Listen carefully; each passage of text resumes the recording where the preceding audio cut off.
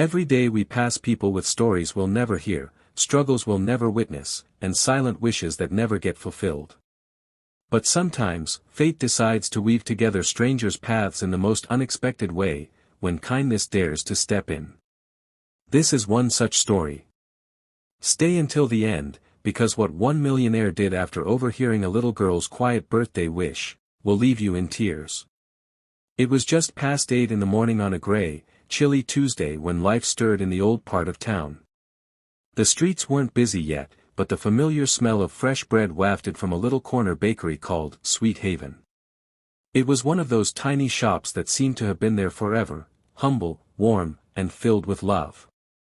Its owner, Mr. Raymond, was a kind, aging man who had inherited the shop from his father. His hands, though weathered by time and flour, moved with grace as he kneaded dough behind the counter. The bell above the bakery door chimed softly. A little girl stepped in, no more than 8 or 9. She wore a faded pink dress and sandals that had seen better days. Her dark curls framed a delicate face with wide, hopeful eyes. She stood quietly for a moment, her small hands clasped tightly in front of her. Her name was Lila. Raymond noticed her right away. She had been there before, always looking at the cakes but never buying anything. He smiled gently. "Good morning, little one," he said, wiping his hands on his apron. "Hi," she whispered. I just wanted to look." He nodded. "You can look as long as you like." Lila stepped closer to the glass counter where all the cakes were displayed, vanilla sponge, chocolate ganache, strawberry cream. Her eyes sparkled as they scanned the rows of baked goodness. Then she said softly, almost to herself, "They're so pretty."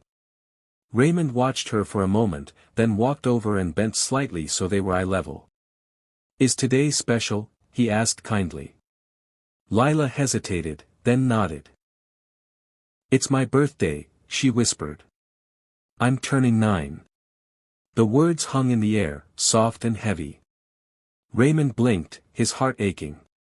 "Happy birthday," he said with genuine warmth. "That's a big day." She nodded again, smiling nervously. "Mama said she'd try to make pancakes for dinner, if there's enough flour." Raymond's smile faltered slightly, but he recovered quickly. "Well, pancakes are a wonderful birthday meal." Lila looked back at the cakes, her eyes landing on a small one with pink frosting and little sugar flowers. "That one looks like a princess cake," she said dreamily. Raymond's throat tightened. "It does," he agreed. "Fit for someone just like you."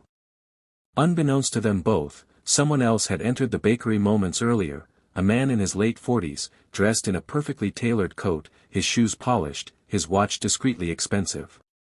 His name was Nathaniel Crane. He was a millionaire, though he rarely made a show of it. He had grown up poor, had known hunger and the kind of cold that seeps into your bones. And something about the girl's voice pulled at something buried deep inside him. He watched quietly from the side, hidden partially by the shelf of baguettes. Raymond reached under the counter and pulled out a cookie wrapped in wax paper. "Here," he said, offering it to her. "It's not a cake, but it's sweet. Happy birthday, Lila." Her eyes lit up. "Really? For me?" Raymond smiled and nodded. "Of course."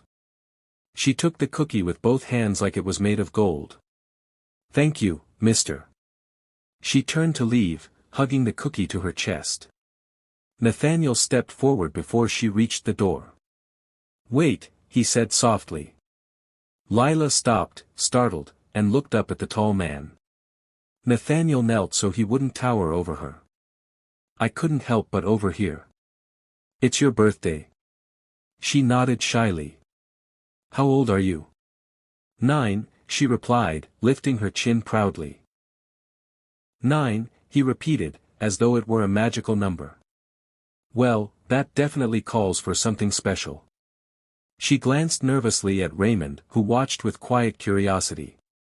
Nathaniel turned to Raymond. "How much for the pink cake with the flowers?" Raymond blinked. "That one?" $20.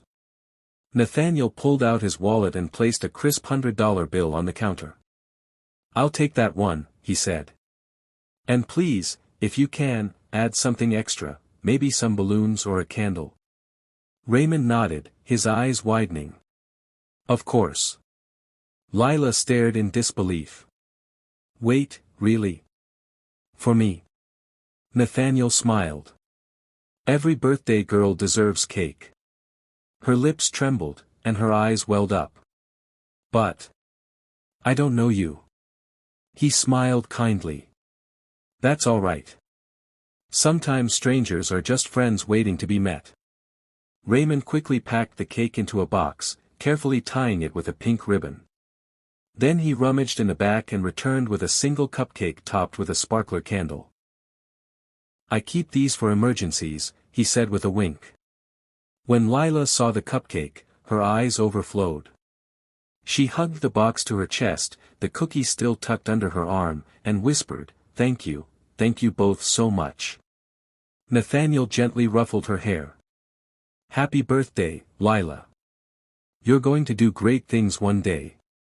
She left the bakery slowly, her steps light, her eyes still glistening. Raymond looked at Nathaniel, the weight of the moment settling between them. "That was a kind thing to do," he said. Nathaniel shrugged. "I remember being her once."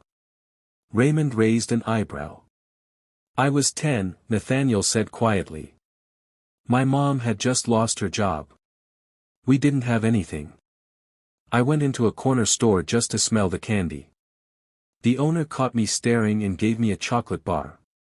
I never forgot it." Raymond nodded slowly. Sometimes, the smallest acts last the longest.